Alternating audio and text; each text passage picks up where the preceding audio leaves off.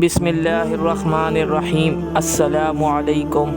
امیر المومنین علی بن ابی طالب رضی اللہ تعالی عنہ رسول اقدس صلی اللہ علیہ وآلہ وسلم کے چچا زاد بھائی ہیں۔ رسول اکرم صلی اللہ علیہ وآلہ وسلم نے اپنی صاحبزادی فاطمہ زہرا رضی اللہ تعالی عنہا کو آپ کی زوجیت میں دے کر آپ کو داماد کے رشتے سے بھی مشرف کیا۔ آپ کے بھائیوں میں طالب، عقیل اور جعفر رضی اللہ تعالی عنہ تھے جو آپ سے بڑے تھے۔ چاروں بھائیوں کی عمروں میں 10 سال کا فاصلہ تھا۔ آپ کی 2 بہنیں تھیں جن کے نام ام ہانی، فاختہ اور جمانہ تھے۔ یہ تمام اولاد فاطمہ بنت اسد کے بطن سے تھی۔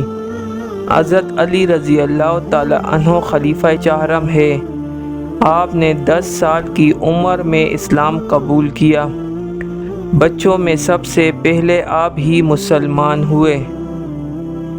ایک اعرابی حضرت علی بن ابی طالب رضی اللہ تعالی عنہ کی خدمت میں حاضر ہوا اور آپ سے کچھ مانگا۔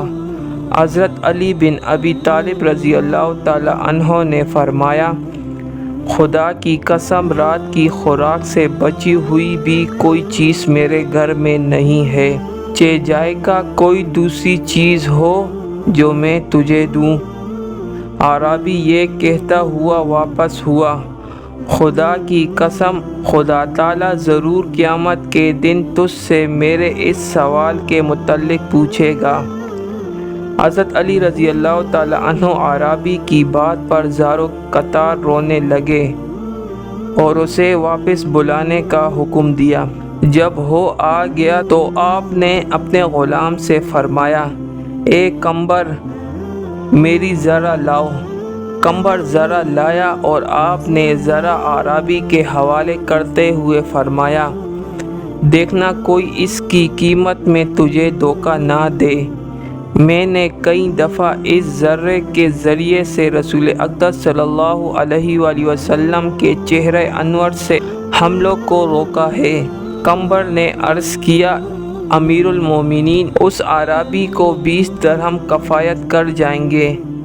حضرت علی رضی اللہ تعالی عنہ نے فرمایا، اے قمبر خدا کی قسم مجھے اس بات سے خوشی نہیں ہوتی کہ میرے پاس دنیا کی زینت یعنی سونے چاندی کا انبار ہو اور میں اسے صدقہ و خیرات میں لوٹا دوں، پھر خدا تعالیٰ میرے اس صدقہ و خیرات کو قبول بھی کر لے، لیکن مجھ سے یہ برداشت نہ ہوگا کہ رب تعالیٰ قیامت کے روز اس اعرابی کے متعلق پوچھ لے۔